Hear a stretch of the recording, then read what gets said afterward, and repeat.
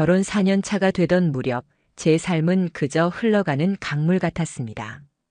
특별할 것 없는 일상, 다정하지도 차갑지도 않은 온도, 서로에게 설레지도 다투지도 않는 관계.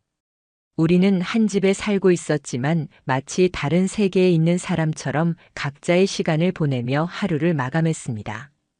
주말이면 남편은 소파에, 저는 침대에 앉아 각자의 휴대폰만 들여다보다가 그대로 잠드는 날이 많아졌습니다. 그런데 이상하게도 그 곁에 있어도 외로움은 늘 따라붙었습니다.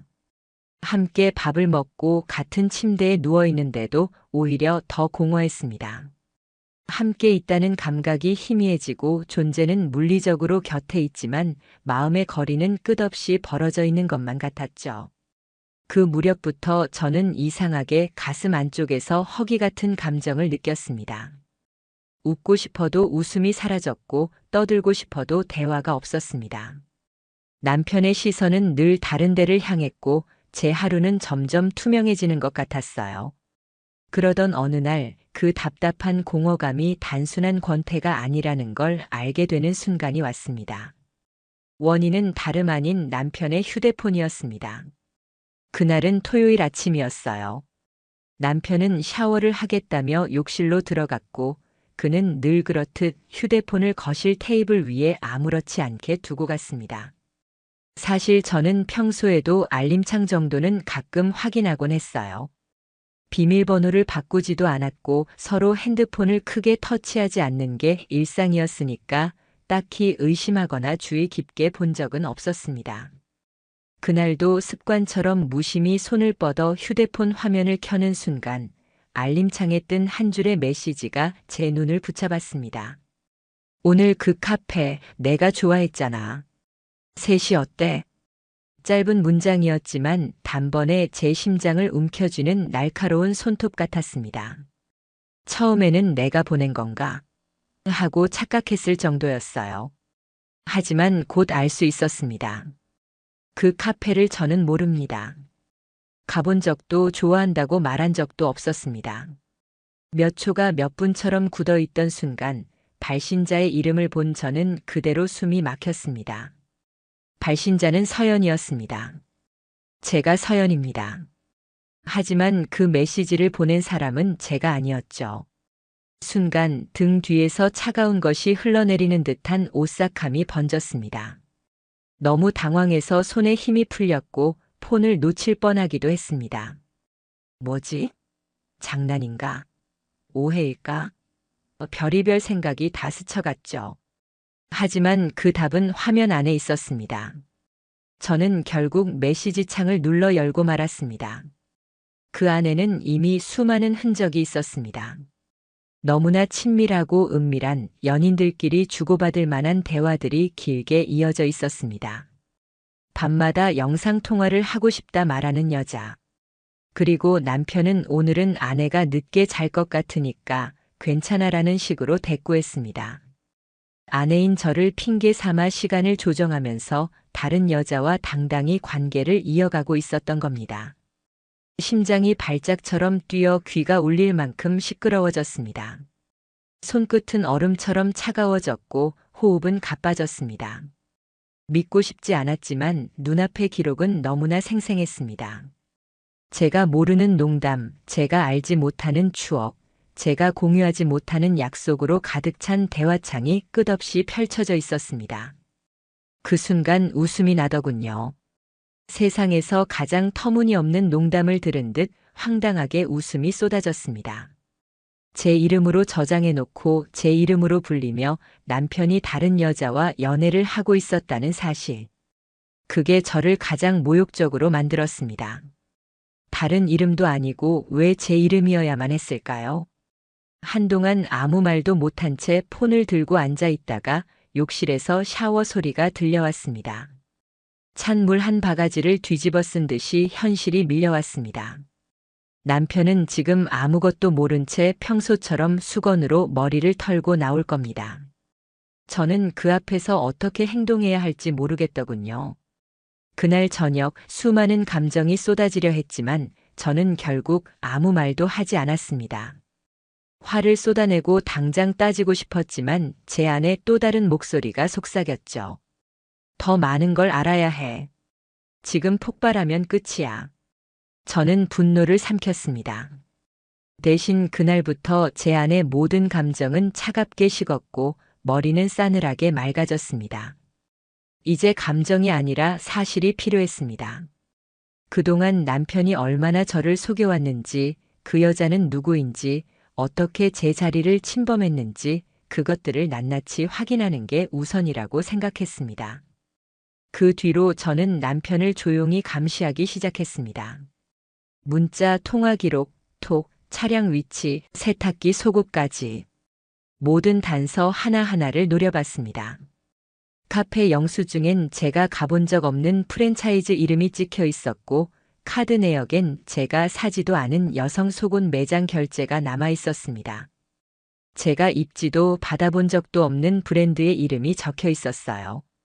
그 흔적들이 하나씩 쌓일 때마다 제 마음속에서 남편과 그 여자의 그림자가 더 또렷해졌습니다. 결정적인 건 어느 밤이었습니다. 남편은 대리운전을 불렀다며 금방 들어온다고 말했지만 결국 새벽녘이 되어서야 들어왔습니다. 눈은 풀려 있었고 무기력하게 변명조차 하지 않은 채 잠들어 버렸죠. 다음 날 저는 아무렇지 않게 남편 차를 타고 주차장으로 내려갔습니다. 글로브 박스를 열자 봉투 하나가 놓여 있었습니다. 그리고 봉투 위에는 이렇게 쓰여 있었습니다. 서연이가 제일 좋아하는 향. 그 한 문장을 보는 순간 제 시야가 붉게 물들었습니다. 그 편지를 집어드는 손이 떨려 제 손등의 혈관이 도드라질 정도였고 치아가 부딪히도록 이를 악물었습니다. 그 순간 저는 남편의 휴대폰을 꺼내 그대로 서연이에게 전화를 걸었습니다. 벨이 2번 울리자마자 여자가 전화를 받았습니다. 잠깐의 침묵 끝에 상대방 입에서 나온 목소리는 제 심장을 산산이 부수는 듯 했습니다. 어머, 와이프분이세요? 그 여자의 말투에는 놀람보다 여유, 두려움보다 비웃음이 담겨 있었습니다. 저는 떨리는 목소리로 말했어요. 네, 제가 서연인데요. 당신은 누군데 제 이름으로 저장돼 있죠? 잠깐 정적이 흐른 뒤 여자는 웃더니 아주 느리고 비꼬는 어조로 이렇게 말했습니다. 어머, 몰랐어요? 언니 이름 예쁘잖아요. 그래서 쓰는 건데. 순간 눈앞이 아득해졌습니다. 세상이 기울고 귀에서는 심장이 부서지는 소리만 울려 퍼지는 듯 했습니다. 제 이름이 그들의 장난감처럼 쓰였고 그 여자는 대놓고 제 존재를 비웃고 있었습니다. 그날 이후 저는 무너져 내렸습니다. 하지만 울면서 무너지는 게 아니라 서서히 미쳐가는 것 같았습니다. 끓어오르는 분노에 손이 떨렸고 가슴이 저릴 만큼 고통스러웠지만 동시에 하나의 결심이 굳어졌습니다. 이들 둘을 반드시 끝내야겠다고. 남편의 휴대폰 너머로 들려왔던 그 여자의 목소리가 귓가에 남아 며칠 내내 떠나질 않았습니다. 어머, 와이프분이세요? 하며 비웃듯 뱉던 말투, 그리고 내 이름이 예쁘다며 함부로 내뱉던 웃음. 그 소리가 제 귓속을 긁는 것처럼 쩌렁쩌렁 울려 퍼지면서 순간마다 치를 떨게 만들었습니다. 단순히 남편이 외도를 했다는 사실보다 더 잔혹했던 건 그 여자가 제 존재를 의도적으로 조롱하고 있었다는 점이었습니다. 그 모욕감은 제 가슴 한가운데 불씨처럼 남아 끝없이 화를 키웠습니다. 하지만 저는 폭발하지 않았습니다. 남편이 욕실에서 나온 순간에도 평소와 다를 바 없는 듯 무심하게 소파에 털썩 앉아 TV 리모컨을 만지작거리는 모습 앞에서도 저는 말 한마디 내뱉지 않았습니다. 오히려 그 무심함이 저를 더 전율하게 만들었어요. 눈앞의 남자는 제가 모든 걸 알고 있다는 사실조차 모르는 얼굴이었고 그게 너무 기괴하고 끔찍했습니다. 제 안에서는 화산처럼 감정이 치밀어 올랐지만 동시에 직감했습니다. 지금 내 감정을 쏟아내면 아무것도 얻을 수 없다고. 지금 필요한 건 냉정함과 증거라는 것을. 그날 이후부터 저는 스스로를 낯선 사람처럼 껍데기에 가두었습니다. 남편이 말을 걸어도 무심히 대답하고 예전처럼 집안일을 챙기며 평온하게 일상을 이어가는 척했죠. 그러나 그 모든 순간 제 안에서는 전혀 다른 계획이 정교하게 짜여지고 있었습니다. 우선 회사에 연차를 몰아서 쓰기로 했습니다. 낮에 활동할 시간이 필요했거든요. 남편이 출근하는 시간, 퇴근하는 시간, 심지어 길게는 출장이나 회식이 있을 듯한 날까지 확인하고 기록했습니다. 그가 얼마나 일관되게 행동하는지, 어디에서 빈틈이 생기는지 관찰했습니다. 마치 제 남편이 아니라 취조 대상의 동선을 기록하듯 저는 작은 수첩 하나에 날짜별로 메모를 빼곡히 적었습니다. 주차장에 몇 시에 들어왔는지, 카드 결제 알림이 어디에서 떴는지, GPS 위치가 어느 지역에 찍혔는지까지 모두 하나하나 빠짐없이 적어 나갔습니다. 일주일 정도 지나자 패턴 하나가 명확하게 보였습니다. 매주 수요일 남편의 퇴근은 정확히 1시간가량 늦어졌습니다. 저는 의아했습니다. 남편의 회사는 IT 업계라 수요일은 재택근무가 가능한 날이었고 굳이 출근을 해도 다른 날들보다 업무가 일찍 마무리되는 경우가 많았습니다. 그런데 유독 수요일만은 늘 같은 간격으로 늦는 겁니다.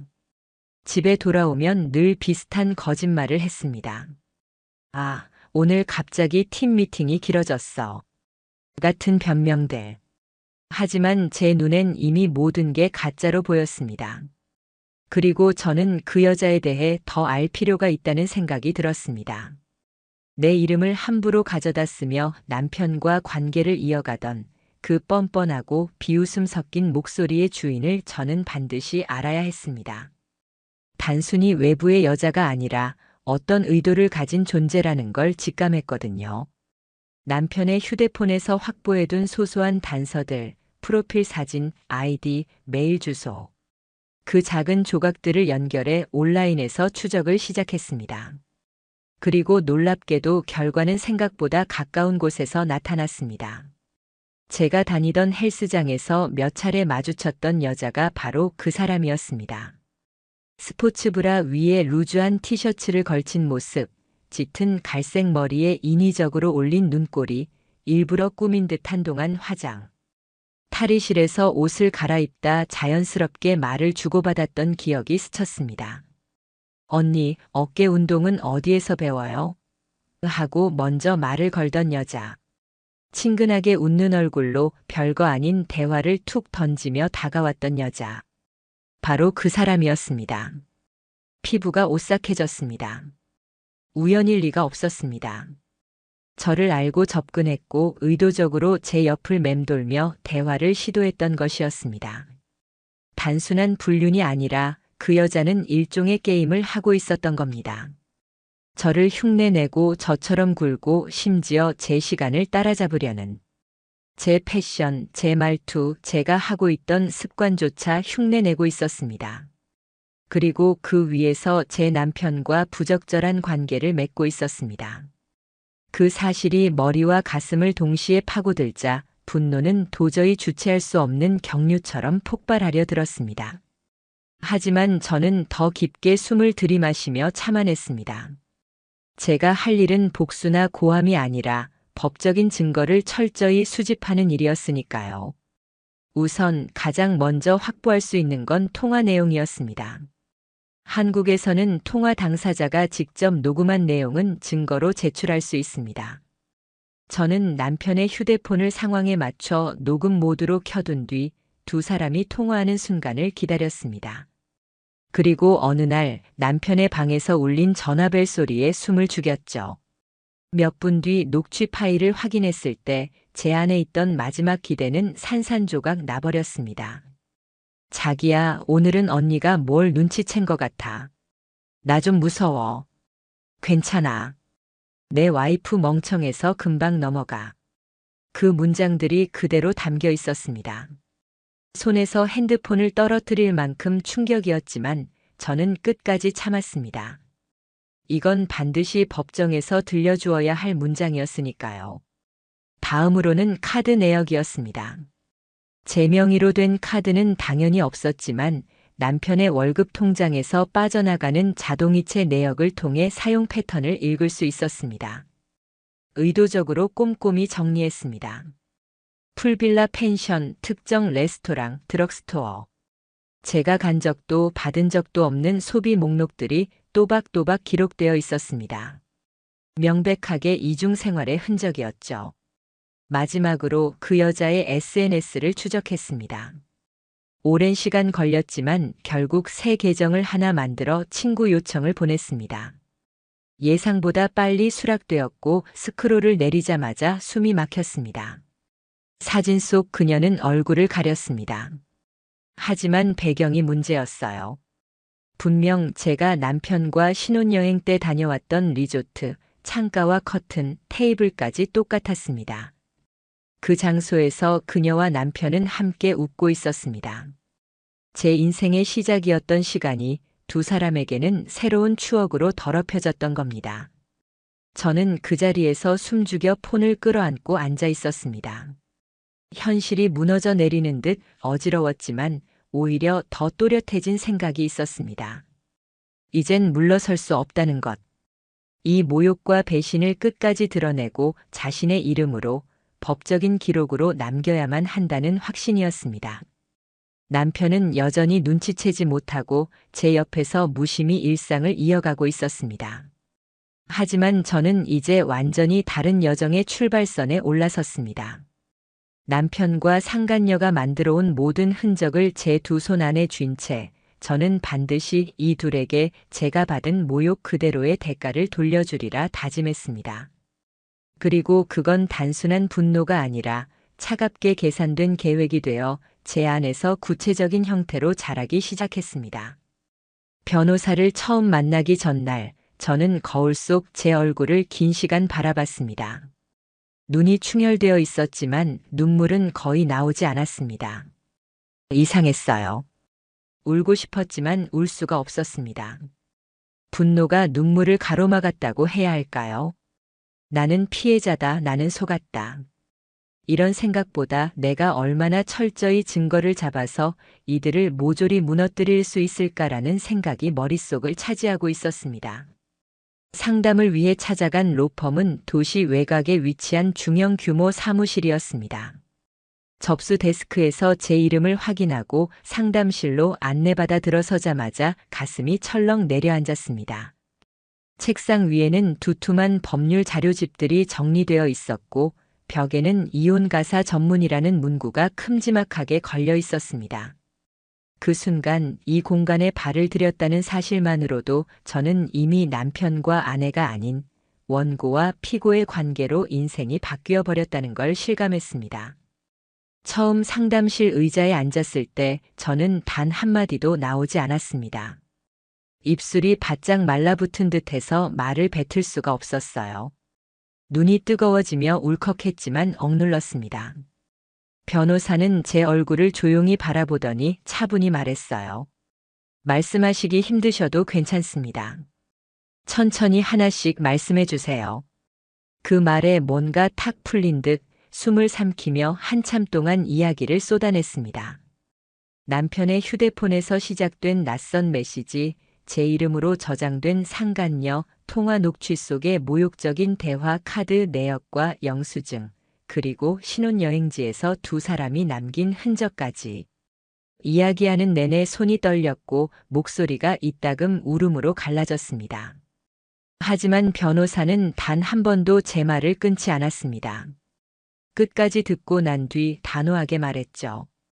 증거는 충분합니다. 다만 중요한 건 타이밍이에요. 지금 당장 법적 절차를 밟을 수는 있습니다. 하지만 상대가 아직 자기 잘못을 완전히 자각하지 못한 상태에서 움직이면 대응 수위를 낮추거나 교묘하게 빠져나가려 할 겁니다. 지금 필요한 건 조금 더 행동의 패턴을 잡아내는 겁니다. 저는 고개를 끄덕였습니다. 단순히 들킨 불륜이 아니라 반복적이고 고의적인 행위라는 걸 드러내야 한다는 말이었습니다. 그 순간 제 안의 분노가 오히려 냉정하게 식어갔습니다. 이건 싸움이 아니라 게임판이었고 저는 처음으로 이 싸움에서 승리할 방법을 손에 쥔 듯 했습니다. 저는 변호사와 상의 끝에 두 가지 계획을 세웠습니다. 첫 번째는 남편과 상간녀가 실제로 만나는 현장을 직접 포착하는 것. 두 번째는 통신 기록, 계좌 내역 등을 통해 상간녀 신원을 확보한 뒤 법적 통지 절차를 준비하는 것이었습니다. 몇 날 며칠을 기다렸습니다. 남편은 언제나처럼 무심한 얼굴로 제 옆에서 밥을 먹고 TV를 봤습니다. 하지만 그 무표정 뒤에서 어떤 행동을 저지르고 있을지 저는 알고 있었습니다. 그리고 드디어 그날이 왔습니다.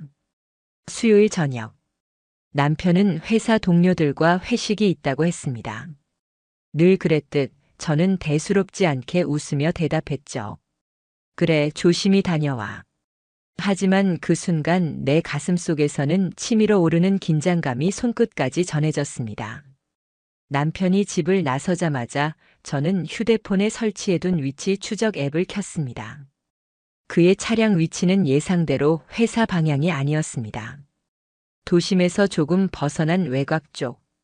커다란 도로에서 한참 들어가야 나오는 인적 드문 카페 근처였습니다.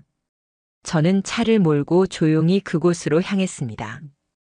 카페 부근에 차를 세우고 넓은 주차장 뒤쪽에서 시간을 가늠하며 숨을 죽였습니다. 잠시 후 제 남편의 차가 나타났습니다. 그는 주변을 두리번거리며 차에서 내려 카페 쪽으로 향했습니다. 그리고 잠시 뒤 또 다른 차 한 대가 도착했죠. 그 차에서 내린 여자를 보자 제 심장이 다시 폭발하듯 뛰었습니다. 짙은 갈색 머리, 트렌치코트 아래로 드러나는 실루엣. 제가 헬스장에서 보았던 그 여자였습니다. 그녀는 남편을 보자마자 자연스럽게 걸어와 그의 옆에 섰습니다. 그리고 놀랍게도 그녀가 입고 있던 니트는 제가 예전에 즐겨 입던 가디건과 거의 똑같은 디자인이었습니다. 순간 소름이 돋았습니다. 그 여자는 제 옷차림, 제 스타일마저 흉내내며 남편 옆에 서 있었습니다. 두 사람은 주변을 의식하지 않고 팔짱을 끼고 걸었습니다.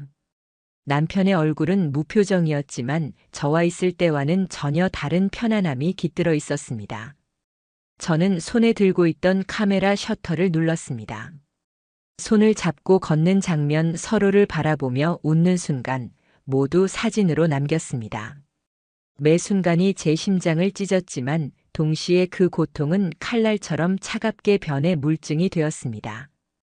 그날 밤 집으로 돌아온 남편은 술에 취한 듯한 얼굴로 소파에 드러누웠습니다. 마치 아무 일도 없다는 듯 리모컨을 들고 무심하게 채널을 돌렸습니다. 저는 주방에서 그 모습을 바라보다가 속으로 중얼거렸습니다. 너는 이제 끝났다. 내가 내 옆에서 웃고 있을 때조차 넌 이미 무너지고 있는 거야. 며칠 후 저는 변호사와 함께 상간녀에게 보낼 내용 증명을 준비했습니다. 문장은 담백한 법률 문구로 나열되었습니다. 귀하가 본인의 남편과 부적절한 관계를 유지한 사실에 대해 정신적 피해 및 혼인관계 파탄의 책임을 물어 민법 제750조에 따라 손해배상 소송을 진행할 예정입니다. 내용 증명이 발송되던 날 남편은 평소보다 훨씬 일찍 귀가했습니다. 현관문을 열자마자 저를 보며 묻더군요. 혹시 너 무슨 짓 했어? 저는 담담하게 웃었습니다. 왜? 겁나? 제 목소리는 떨리지 않았습니다. 오히려 평온했습니다. 이제 시작이야. 그 말을 듣는 순간 남편의 얼굴은 하얗게 질려갔습니다. 평소에는 뭐든 무심하게 넘기던 그가 처음으로 두려움에 흔들리는 눈을 보였습니다. 그 모습이 제게는 오히려 씁쓸한 희열이 되어 돌아왔습니다. 며칠 뒤 상간녀에게서 직접 전화가 왔습니다. 울먹이던 목소리는 곧 바뀌어 부드럽고 건조해졌습니다. 그 사람 나 좋아한 건 맞아요. 언니가 너무 차갑게 하니까 외로워서 그런 거겠죠. 그 말은 제 심장을 다시 찔렀지만 저는 끝내 화를 내지 않았습니다. 오히려 차갑게 대답했죠. 내가 아무리 그렇게 합리화해도 법은 다르게 말할 거야. 그 순간 저는 확신했습니다. 이제부터는 감정의 싸움이 아니라 절차의 싸움이라는 것을. 모든 준비는 끝났고 이 게임은 이제 법정으로 넘어갈 것이었습니다. 상간녀에게 내용 증명을 발송하고 나서부터 우리 집의 공기는 눈에 보이지 않는 벽처럼 차가워졌습니다. 부부라는 명목 아래 한 지붕을 쓰고 있었지만 그 안에서 오가는 따뜻함은 단 한 조각도 남아있지 않았습니다. 남편은 매일 퇴근 후 곧장 집으로 들어왔고 술에 취해 늦게 오는 일은 사라졌습니다. 이전에는 휴대폰만 붙잡고 무심히 웃던 남자가 이제는 거실 소파에 앉아 얇게 떨리는 숨을 몰아쉬었습니다. 그 침묵 속에서 그의 눈만이 허공을 맴돌았고 때로는 저를 훔쳐보듯 의식했고 또 어떤 날은 마치 무언가를 설명하고 싶어 하는 듯 입술을 달싹였지만 끝내 아무런 말도 뱉지 못했습니다. 저는 그와 단 한마디도 의미 있는 대화를 하지 않았습니다. 밥 먹어. 문 잠갔어? 같은 의무감 섞인 짧은 대화만 흘러나왔습니다. 서로의 눈을 마주치지 않은 채. 그리고 저는 일부러 그 시간을 견뎠습니다. 그 침묵 자체가 그에게 주어진 가장 날카로운 형벌처럼 느껴졌습니다. 그는 그 침묵 속에서 점점 초라해지고 있었습니다. 어느 날 저녁 남편이 조심스럽게 무언가를 꺼내듯 말을 걸었습니다. 언제까지 이럴 거야? 저는 천천히 그를 바라보다가 단호하게 대답했습니다. 그건 내가 이미 결정했어. 그 여자를 내 이름으로 저장한 순간부터. 순간 남편의 얼굴이 일그러졌습니다. 그리고 제 앞에서 두 손으로 얼굴을 감싸며 흐느끼기 시작했습니다. 그는 처음으로 울었습니다. 하지만 그 울음은 제게 어떤 동정도 연민도 불러일으키지 않았습니다. 오히려 더 깊은 비참함만을 느꼈습니다. 왜냐하면 그는 아직도 모르는 눈치였으니까요. 자신의 불륜이 단순한 배신이 아니라 제 이름을 욕보이고 가장 잔인한 방식으로 조롱했다는 사실을 그는 끝끝내 이해하지 못하는 듯 했습니다. 그저 울며 중얼거렸습니다. 진짜 널 이렇게까지 아프게 하려던 건 아니었어. 그 말이 제 귀에 닿자 저는 오히려 싸늘하게 마음이 식어버렸습니다. 용서도 미련도 기대도 없는 차가운 비참함. 그때부터 더 이상 이 결혼을 붙잡을 이유가 없다는 확신이 손에 잡혔습니다. 그래서 저는 본격적으로 이혼 준비에 들어갔습니다. 먼저 가정법원에 이혼 조정 신청을 넣었습니다. 변호사는 증거들이 충분히 쌓여 있어 제 편에 유리하다고 말했습니다. 불륜은 단순히 의심이 아닌 대화 내역과 녹취, 신혼여행지 사진, 카드 내역, 현장 포착 사진까지 갖추고 있었습니다. 법적으로 입증이 명확한 상황이라 제가 이혼을 원하는 이상 받아들여질 가능성은 높았습니다. 더군다나 남편은 경제적으로 수입이 더 많았기에 위자료와 재산 분할에서도 명확히 제 권리를 주장할 수 있는 위치였습니다. 저는 변호사에게 요구 조건을 정리해 전달했습니다. 위자료 3천만 원, 혼인 기간 동안 적립된 예금 절반, 그리고 상간녀에 대한 손해배상은 별도로 진행하는 것. 변호사는 담담히 고개를 끄덕이며 절차를 밟아주겠다고 했습니다. 그러나 여기서 끝은 아니었습니다. 저는 반드시 그 여자가 법정에서 제 눈앞에 마주 서도록 만들고 싶었습니다. 그녀가 내 이름을 사용하며 어떤 짓을 저질렀는지, 그 행위가 얼마나 비열하고 뻔뻔했는지 진술서로 확인받고 싶었습니다. 소환 조사가 시작되었을 때 그녀는 처음에 뻔뻔하게 나왔습니다. 변호사를 통해 연인 관계는 맞지만 결혼 중인지 몰랐다는 거짓을 내세웠습니다. 그러나 제가 꺼낸 증거는 돌처럼 단단했습니다. 혼인관계 증명서, 가족 행사 사진, 남편 통화 내역 속에 적힌 오늘 아내 회식이라 가능할 듯이라는 문장, 심지어 남편 명의의 보험 수혜자 항목에 떡하니 적힌 제 이름까지. 그녀의 얼굴이 굳어져 갔습니다. 그 자리에서 변명은 무너져 내렸습니다. 결국 그녀는 진술서를 써서 제출했습니다. 서연이라는 이름이 남편의 실제 배우자 이름임을 알면서도 사용한 것은 맞습니다. 하지만 그는 결혼 생활이 사실상 끝났다고 했기에 사랑이라 믿었습니다. 그 문장을 읽는 순간 제 안에서 피가 거꾸로 솟는 듯 했습니다. 그녀는 여전히 자기 합리화에 기대고 있었지만 그 한 줄은 동시에 제게 확실한 승리의 증거가 되었습니다. 법원의 판결은 명확했습니다. 상간녀는 저에게 손해배상 1,500만 원을 지급하라는 명령을 받았습니다. 그리고 남편과의 이혼 조정 역시 제가 요구한 조건 대부분이 받아들여졌습니다. 판결이 내려진 날 밤 남편은 마지막으로 제게 물었습니다. 그래도 우리 좋았던 때도 있었잖아. 그 기억까지 다 지울 거야? 저는 조용히 고개를 저었습니다. 그 기억은 내가 내 이름으로 다른 여자를 불렀던 순간 전부 쓰레기가 됐어. 그 말은 제 입술에서 사슬처럼 흘러나와 그를 묶어버렸습니다. 그는 더는 대꾸하지 못했습니다. 눈빛은 공허했고 어깨는 무너져 있었습니다. 이제 모든 절차는 서서히 마무리되어 가고 있었습니다. 위자료 재산 분할, 상간녀에 대한 손해배상 판결까지. 하지만 제 안에서는 마지막 남은 갈증이 있었습니다. 반드시 끝까지 확인하고 싶었습니다. 그녀가 어떤 모습으로 무너지는지를 직접 눈으로 보고 싶었습니다. 그래야만 이 이야기의 마지막 페이지를 제대로 넘길 수 있을 것 같았습니다. 그리고 저는 그 끝을 준비하기 시작했습니다. 이혼 서류에 도장을 찍던 순간 제 손끝은 묘하게 무거웠습니다. 작은 도장이 종이 위에 떨어지는 소리조차 커다란 종소리처럼 가슴에 울려 퍼졌습니다. 그렇게 간단한 동작 하나가 4해 동안 이어졌던 결혼을 끝내는 의식이 된 겁니다. 서류는 단지 몇 장의 얇은 종이에 불과했지만 제게는 한 시대가 끝났다는 증표 같았습니다. 사무실을 나오자 차가운 바람이 얼굴을 스쳤고 미묘하게 뜨겁고 또 쓰라린 눈가가 시큰거렸습니다. 차 안에 앉아도 바로 시동을 켜지 못했습니다. 그냥 가만히 창밖을 바라보며 나는 이제 더 이상 아내가 아니다라는 사실을 곱씹었습니다. 자유로워졌다는 감각보다는 허무함이 먼저 찾아왔습니다.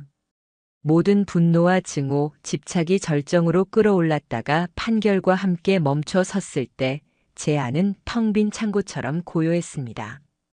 그제야 깨달았습니다. 복수를 하며 발 딛고 버텼던 이 시간 동안 사실 제 삶은 멈추어 있었던 것 같았습니다. 그럼에도 불구하고 제가 앞으로 나아가기 위해서는 반드시 이 과정이 필요했음을 부정할 수는 없었습니다. 그 모든 법적 절차가 끝났음에도 불구하고 제 마음 한 구석에는 여전히 해소되지 않은 무언가가 남아 있었습니다. 그것은 바로 그녀였습니다. 내 이름을 훔쳐쓰고 뻔뻔하게 웃으며 내 자리를 기어코 빼앗아 보려 했던 여자. 법원 판결문 속의 글자들이 그녀에게 내려진 형벌이긴 했습니다. 하지만 저는 더 구체적인 현실의 모습, 그녀가 어떻게 무너지고 있는지를 직접 보고 싶었습니다. 그것이야말로 진짜 마지막 확인이자 제가 앞으로 걸어갈 발걸음을 가볍게 만드는 열쇠일 것 같았습니다. 그녀의 회사는 이미 알고 있었습니다. 인터넷과 주변 지인들을 통해 알아보니 소송으로 인해 이전 직장에서 이미지가 크게 무너졌고 결국 조용히 회사를 옮겼다는 사실까지 알게 되었습니다. 그러나 업계 특성상 소문은 빠르게 퍼졌습니다. 디자이너라는 직업은 사람들의 평판이 생명인데 그녀의 이름 석자는 이미 문제 있는 인물이라는 꼬리표가 달려 있었습니다. 그리고 얼마 지나지 않아 우연히 들려온 소문이 있었습니다. 제가 들은 그 소문은 충격적이기도 한편 허무하기도 했습니다. 그녀가 제 남편의 아이를 가졌었다는 이야기였습니다. 하지만 아이는 태어나지 않았고 남편은 끝내 책임을 지지 않은 채 그녀 곁을 떠나버렸다는 얘기였습니다. 그 말이 사실인지 허구인지 확실하지 않았습니다. 그러나 저는 굳이 확인하지 않았습니다. 심장이 저릿해졌지만 분명한 건 그 모든 파국 속에서도 남편과 그녀는 서로를 끝까지 붙잡지 못했다는 사실이었습니다. 그러던 어느 날 뜻밖의 연락이 왔습니다. 발신자는 남편이었습니다. 오랜 시간 연락을 끊었던 그가 갑자기 문자를 보내왔습니다. 시간 좀 내줄 수 있어? 처음엔 읽고 무시했습니다. 그러나 집요하게 메시지가 이어졌습니다. 결국 저는 한 카페에서 마주 앉았습니다. 그는 초췌한 얼굴로 앉아 있었습니다. 눈 밑에는 깊은 다크서클이 파였고 말라깽이처럼 체중이 빠져 있었습니다.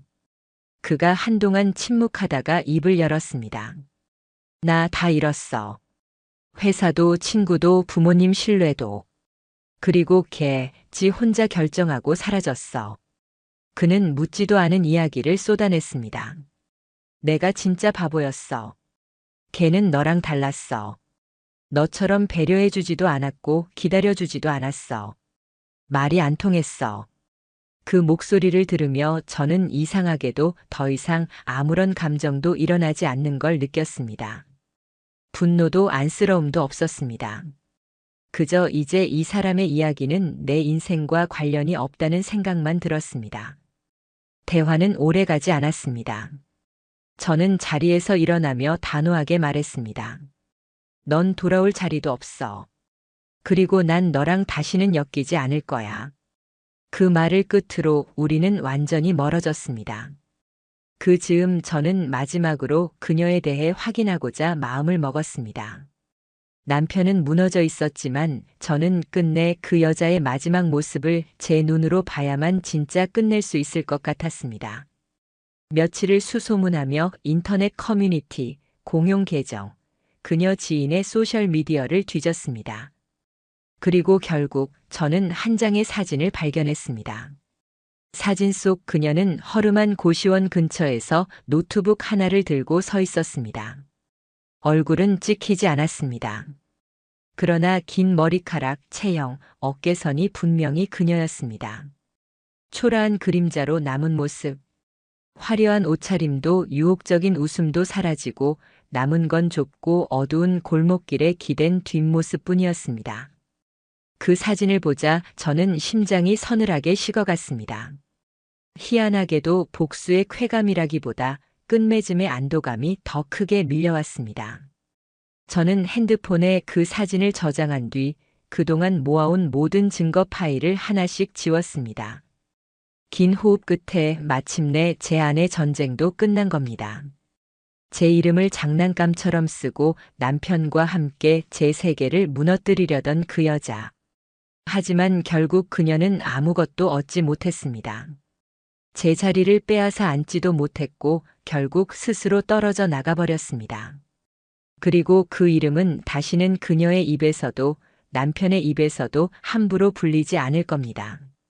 마지막 키보드 클릭 소리와 함께 증거 폴더가 사라지자 제 손끝은 전보다 훨씬 가벼워졌습니다. 이제 제가 살아가야 할 인생의 페이지가 눈앞에 펼쳐져 있었습니다.